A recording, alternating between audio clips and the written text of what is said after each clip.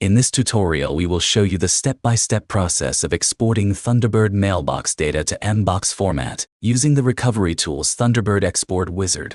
To install our Thunderbird Export tool, download it from the link in the video description. After installation, simply launch the software. To begin, click the Next button. Choose the data type to export from the emails or contacts and calendars options. Here, users will see Convert Configured Thunderbird Mailbox Data option to automatically load Thunderbird, and let me select my Thunderbird Mailbox Data option to manually select Thunderbird Mailbox Data. Users can choose either one of the available options. Click Next. Check on checkbox to select the user folders that you want to export. Click Next.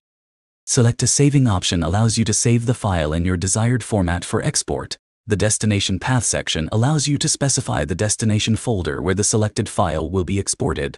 Next, simply click the Convert button, and the export process will begin. Once the export is completed, you'll receive a notification indicating that the export process was successful. Click OK, and open the destination folder to access the newly exported files. And that's it for this video.